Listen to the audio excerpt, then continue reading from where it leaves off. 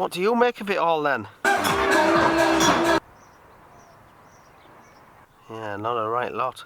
Hello again from Whitby, perched stubbornly on the Yorkshire coast and still resisting the modern world, one cobblestone at a time.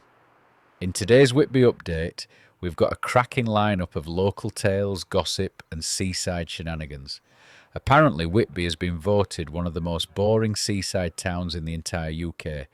Yes, really, we dive into the report, hold it up to the light and gently pull it to pieces. We head out to sea aboard the Melanie S. Lobster fishing boat. Glenn tags along with the crew, camera in hand, to document a day's graft on the waves. Claws, pots and all.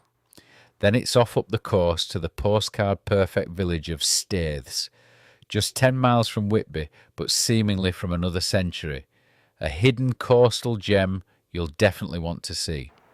In our Whitby Memories segment, we revisit a curious story from the 1990s involving the swing bridge, a rogue manoeuvre and a pub window. Did the bridge really crash into the Dolphin? We investigate.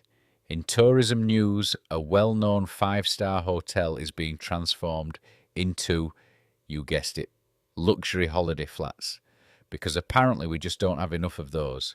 Parking chaos returns as cars are towed during the setup for the Whitby Fish and Chips Festival. The festival's still afloat, but some motors weren't. And finally, the Fight for Whitby Action Group has sent a strongly worded letter to North Yorkshire Council asking them to put the brakes on the controversial marine hub development. I think he's ringing Gordon now. Oh, Fernando? It's been on to everyone, mate. Cos skippers won't answer. Been trying.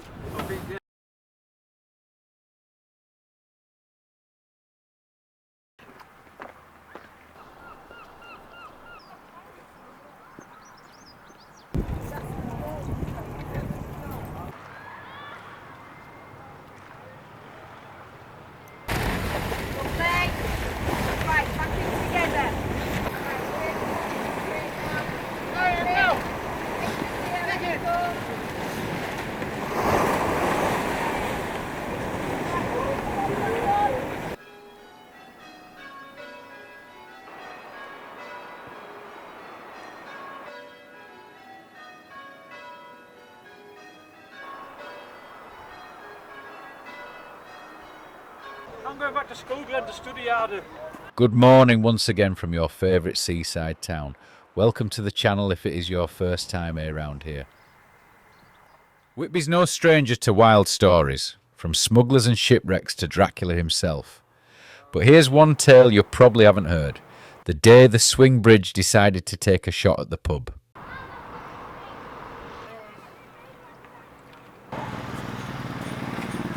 Right down here, where the River Esk splits the town in two, stands the iconic Whitby Swing Bridge. Built in 1909, it's a mechanical marvel and usually a well-behaved one. But according to a Whitby Gazette article I've managed to hold on to, there was one day it went a little rogue.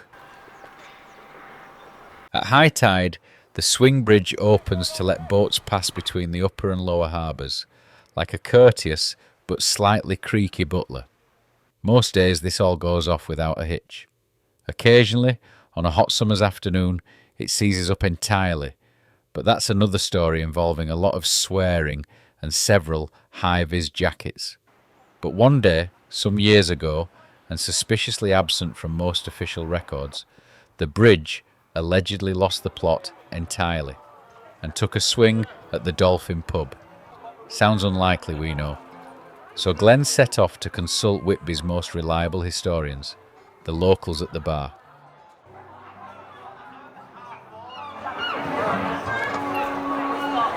Right, Neil, I'm covering a story at the moment, and it's about the day that the swing bridge crashed into the Dolphin. Did you ever hear anything about that? Or is that a story you don't know? No, it's something I've not covered, that one. You've never heard of it, mate? I can't. The I dolphin can't. pub or a real dolphin? No, mate, the pub. No. It 100% happened, but I can't find anyone to confirm it. But I'm told the bridge crashed straight through the Dolphin pub Wow. and ruined someone's fish and chips. Yeah, that's not a tale I'm familiar with. But of course, I'm only a very young man. It could have been. Yeah, well, with you only being in your 20s, it might have been Exactly, before yeah. you were here. And I mean, not Maybe you were just a twinkle in Mr. and Mrs. Trillo's eyes. Yes, indeed. And you used plenty old of Johnson. this. Put that on your head. Anyway, yeah. Right, all right, okay. Well, we'll maybe not mention that. Well, thank you, Neil. I'm going to go in search and see if I can find anyone at all who knows about it. Good luck. Thank you, mate. Nice talking to you.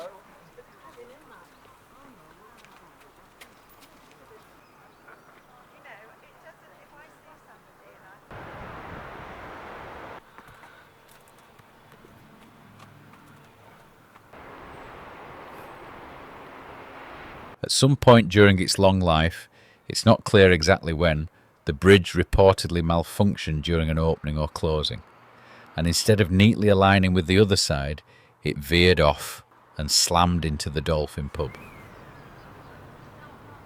Imagine you're inside, sipping a pint, and suddenly, bang, the wall gives a shudder.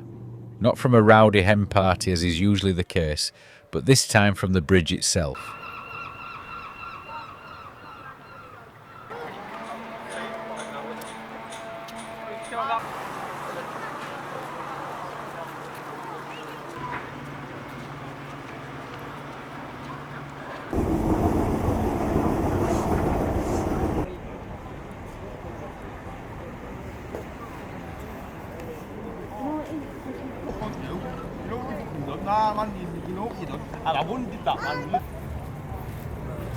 Go on, lad.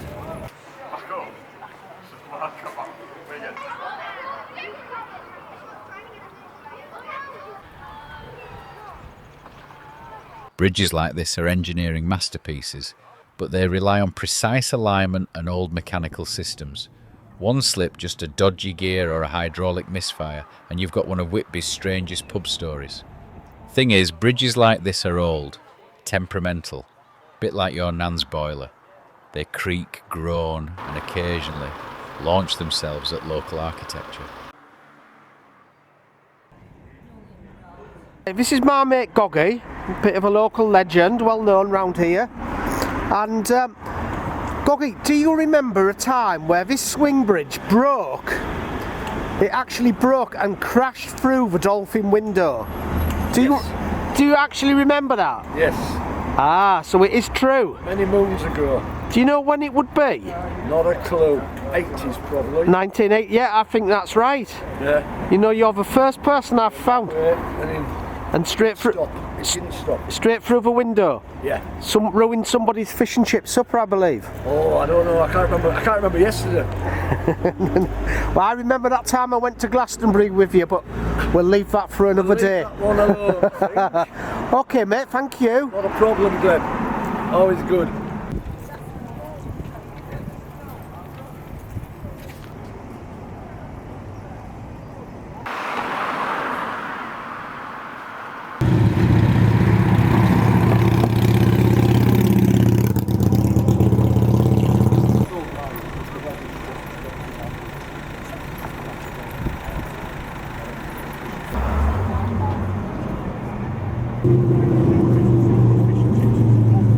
Recently, Glenn's mum passed away.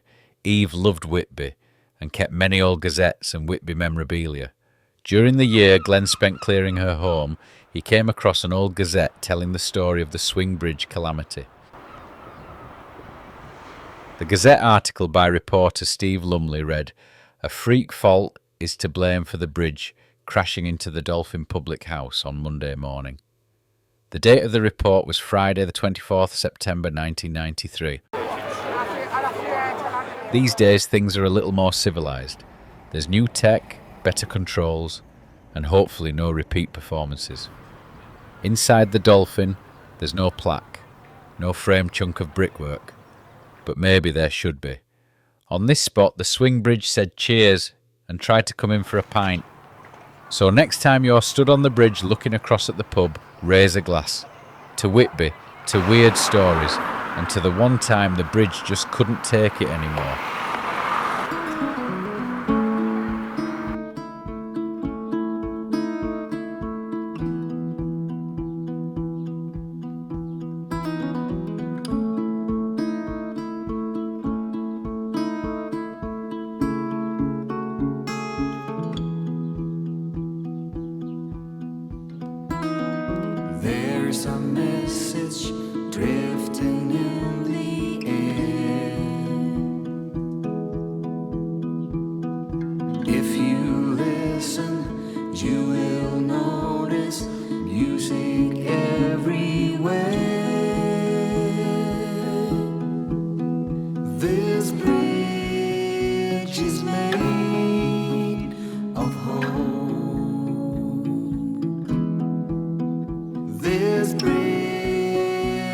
made of hope. In this world of hunger, war, and strife, we can together, all included, build a better life.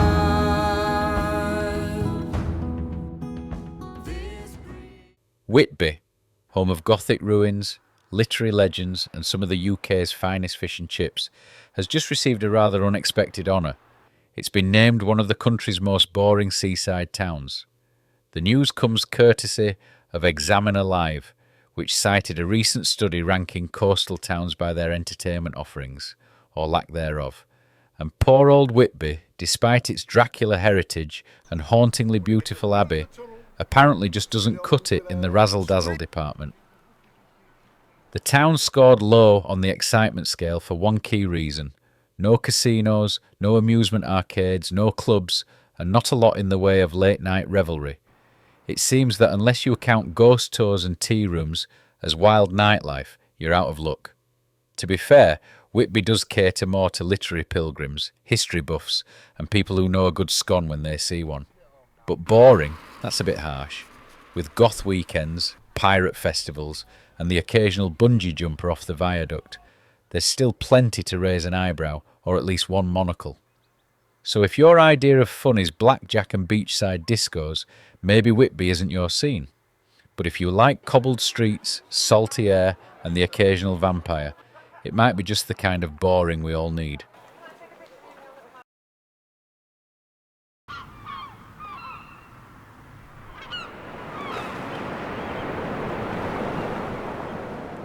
Welcome to Staithes, a village where time seems to stand still, tucked into a steep ravine along the wild and beautiful Yorkshire coast. Once a bustling fishing port, Staithes is now a peaceful escape, rich with history, charm and sea air. Staithes is a maze of winding lanes and tightly packed cottages, built in traditional Yorkshire stone with colourful doors and red-tiled roofs. This isn't a place designed for cars, it's made for wandering, for discovering little corners, hidden passageways and sudden sea views.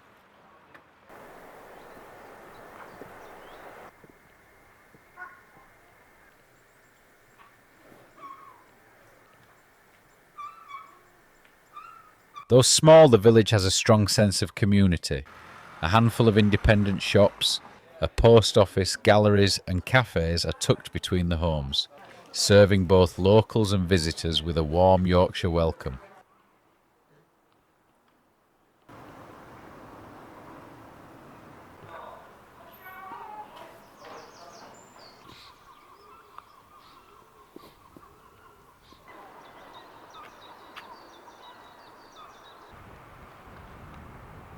Staithes has deep historical roots.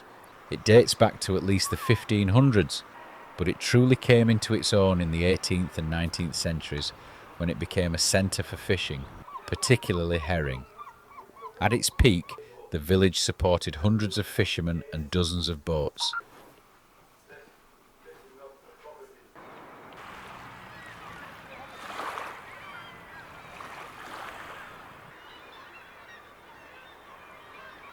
Fishing is still a part of life here. You'll see crab and lobster pots stacked around the harbour, and you might even spot a local heading out to sea. The harbour itself is tidal, so boats rest on the sand at low tide.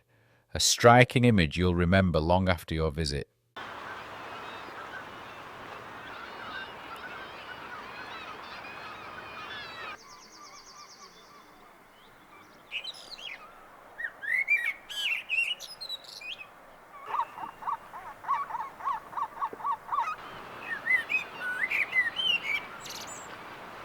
Right by the seawall sits the Cod and Lobster, a beloved pub that's seen its fair share of storms. It's been rebuilt multiple times due to rough seas, but today it stands strong, offering one of the best pints with a view experiences in the country. Staithes played a small but fascinating role in the life of Captain James Cook. Before he was an explorer, he was an apprentice in a local grocer's shop. It was here he first encountered seafarers and developed a love for the sea. The Heritage Centre captures that part of his journey with beautifully curated exhibits and maritime artefacts.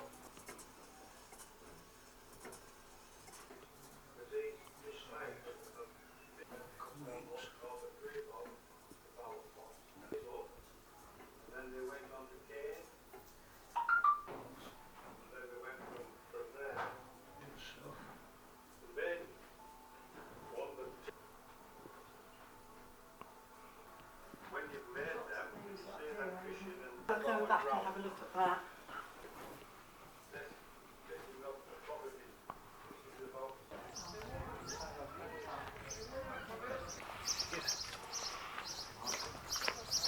They might do, I suppose. Might be, yeah.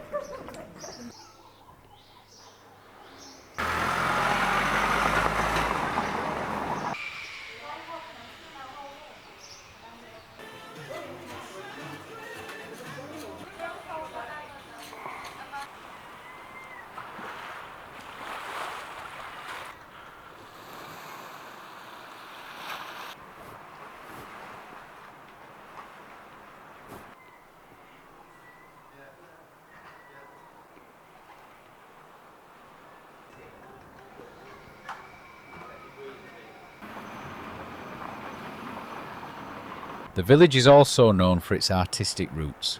In the late 1800s, a group of Impressionist painters formed the Staithes group. Inspired by the light, landscape and daily life, they helped turn the village into a coastal haven for creativity. That legacy continues today with working artists and charming galleries.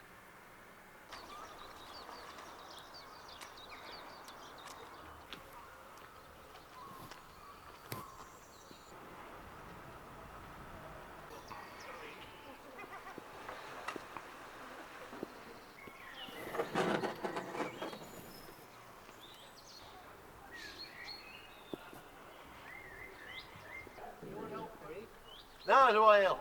Come from Oxford, Scotland, mate.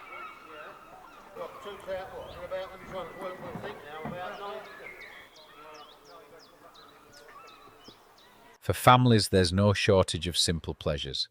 Crabbing off the harbour wall is a local tradition, and the surrounding rock pools reveal tiny sea creatures for the curious. The small beach is perfect for beachcombing, stone skimming, or just soaking up the salty breeze.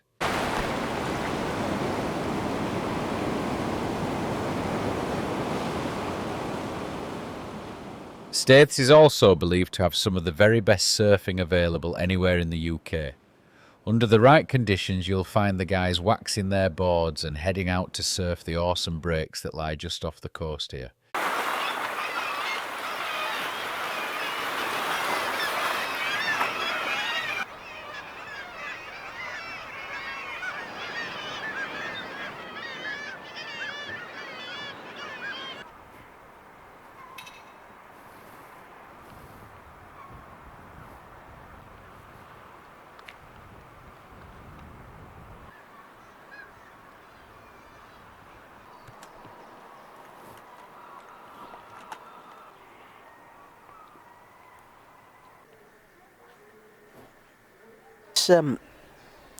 Little cut here, this snicket between the two houses is called Dog Loop, and I think it's meant to be the narrowest public lane in Great Britain.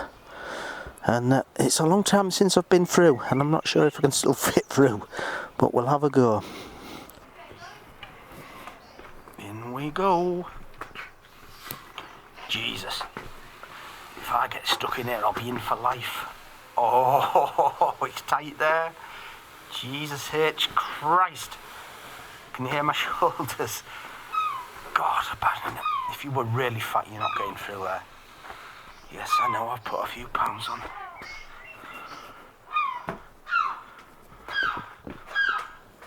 Whoa, made it. Just. Within just 2 miles of Staithes, in any direction away from the sea, you'll find beautiful villages and sweeping moorland. Close by is the charming village of Dalehouse, home to an award-winning pub that's popular with locals and visitors alike. A little further afield lie Roxby and Borrowby, both known for their historic connection to the Cleveland Bay horse breed, famously favoured by Queen Elizabeth II.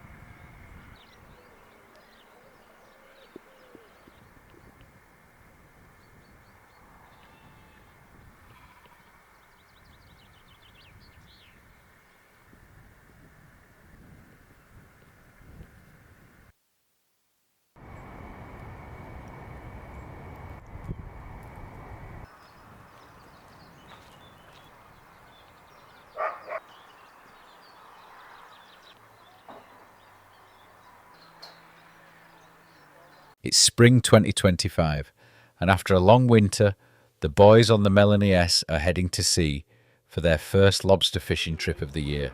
Many of the other boats are leaving the harbour to fish the Yorkshire coast for crab and lobster. Dino, Wayne and Paul on the Melanie S are not far behind.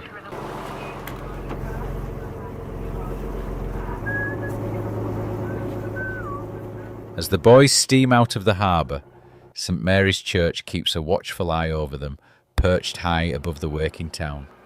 Bathed in the soft light of early morning, the town looks more beautiful than ever. Yet aboard the boat, there is an air of quiet anxiety. After a long winter without wages, the boys can't help but wonder, will the lobsters be feeding today? If the catch is poor, there may barely be enough to cover the cost of fuel.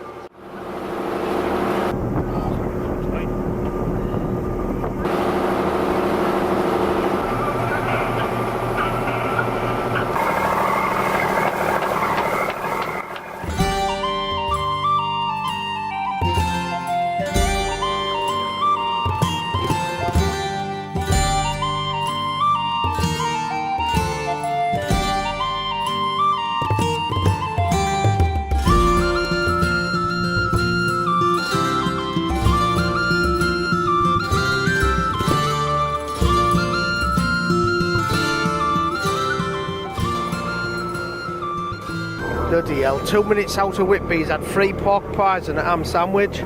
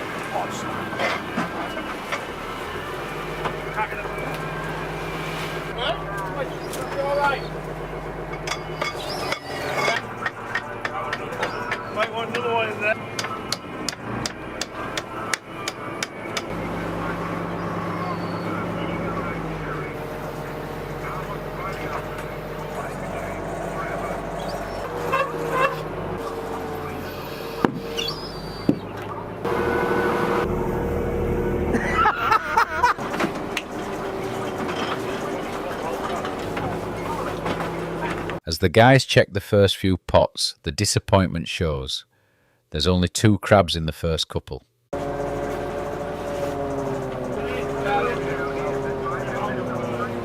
The crabs begin to mount up, but there's no sign of any of the more valuable lobsters. It's turning into a day of relentless setbacks with one problem after another. Some of the pots are coming up badly damaged, likely casualties of a late winter storm. The crew is on edge. Broken gear at sea isn't just inconvenient, it's dangerous. Wayne is under pressure, working fast to secure a replacement and tie it into the fleet. The damaged pot has to be stored safely and brought back to the warehouse for repair, but every delay adds risk. Out here, time and weather don't wait. No lobsters yet. A disappointing start that weighs heavy on the crew. After all the effort, hopes were high for a better haul. The first set of pots are now on the boat, checked, rebaited and ready to return to the seabed. Dino repositions the boat while Paul and Wayne prepare to shoot the next fleet of pots from the back end of Melanie S. No pun intended. Honestly, it's been a slow beginning, but there's always hope in the next haul. The sea can surprise you when you least expect it.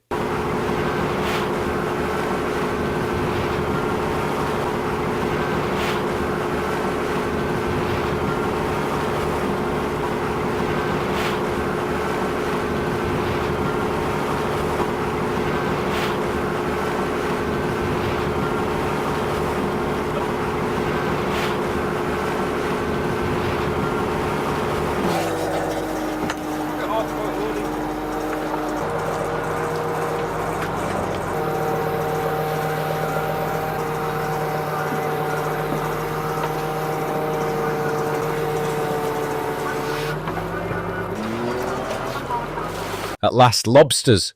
There's a wave of relief as the crew finally see the first signs of a proper catch. But as always, out here, every win comes with a catch of its own. Before any lobster can be landed, it must pass strict checks. It has to be of legal size, free of eggs, and have an unnotched tail. It's a careful, time-consuming process, and one wrong move could mean hefty fines or lost catch. So while there's excitement on deck, there's also tension. The real work has just begun.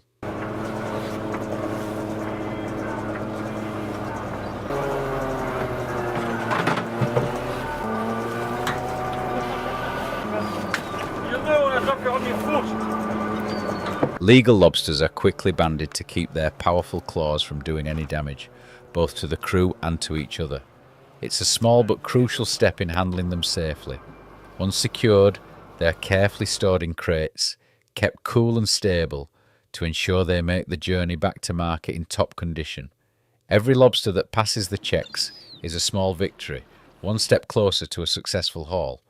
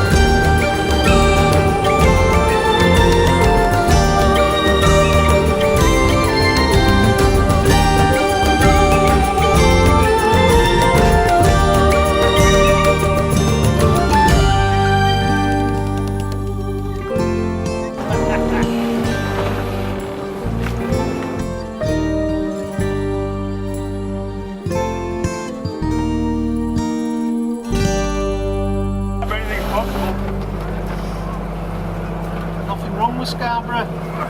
What? Nothing wrong with Scarborough. There's only one good thing in Scarborough. There's a road out of there. Full of weirdos. It's even worse than me and you were there. No, we've added 2 more to the pot. It's time to head for a home, but the day's work isn't over yet. The lads get stuck into scrubbing down the deck. Every hose, brush and bucket are part of the routine. A clean boat is a safe boat, and the crew takes real pride in Melanie S. She's more than just a vessel, she's their lifeline. If they look after her, the hope is she'll return the favour when it matters most. But one question looms large as the shoreline draws near. Will today's catch be enough to pay everyone their first wage of the new season? It's the uncertainty that comes with life at sea. Hard work doesn't always guarantee a payday. For now, all they can do is wait, hope, and prepare to do it all again tomorrow.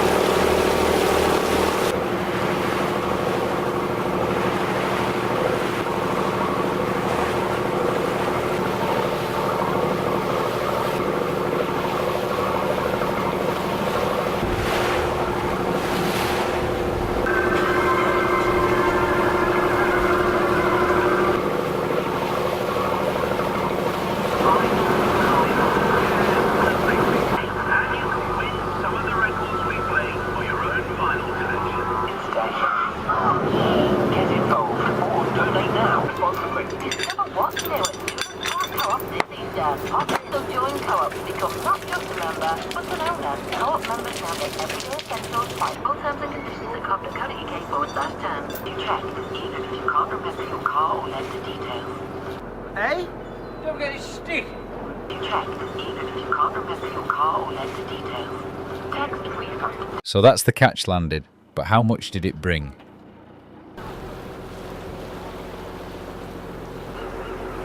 Where's all the ladies? I can't leave that in the video, your lass will kill you. Dean, where's all the ladies? You fucking idiot.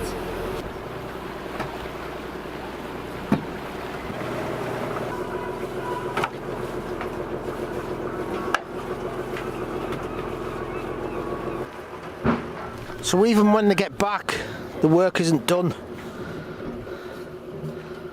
I've got all these broken pots to take off, and I'll take them up to the warehouse and mend them. Apparently they want burning. And so I'll take them up to the warehouse and set fire to them. And no, don't mention the barn fire. No, it's going a bit far now. It was nothing to do with how many kilos. Wayne reckons they landed 23 kilos of lobster today.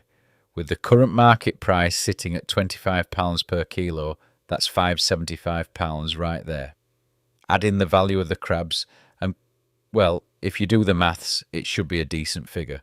Or, as Wayne puts it, about 10 bob and 2 conkers. But jokes aside, is it enough to pay the lads? First, the boat takes its share to cover fuel, upkeep, and all the other running costs that keep Melanie S afloat. Then whatever's left gets split 3 ways, between the skipper and the 2 crew. So, dare I ask, will there be a wage packet waiting at the end of the day? Or just another promise that tomorrow's haul might tip the scales? You pay them in, Dean? Peanuts. Peanuts. Will they get peanuts today? No. A report in the Yorkshire Post, dated 17th May 2025, says campaigners have launched legal action to try to stop Whitby Harbour from being stuffed forever by the building of speculative offices on the quayside. Lawyers for Fight for Whitby have issued North Yorkshire Council a pre-action protocol for judicial review over the £10 million maritime hub being built on Endeavour Wharf. The group want the wharf returned to how it was prior to work commencing on the marine hub. Cable's 400 volts, do not.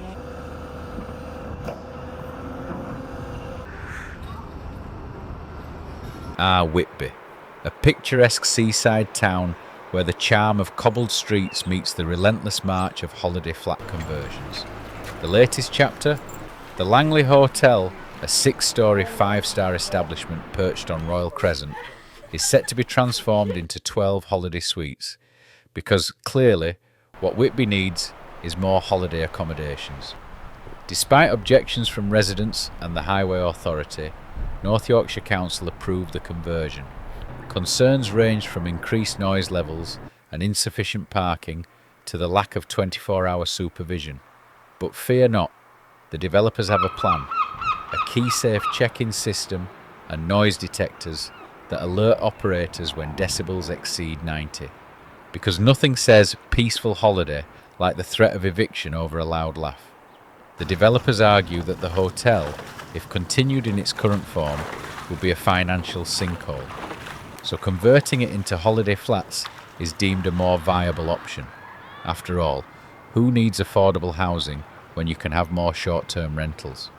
This decision follows a pattern in Whitby, where former dental surgeries and residential buildings are being repurposed into holiday accommodations.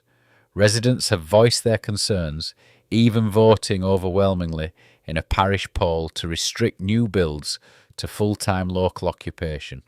Yet these votes are non-binding and the conversions continue. So, if you're planning a trip to Whitby, rest assured there will be no shortage of holiday flats. Just don't expect to find a local to ask for directions. They might have been priced out of town.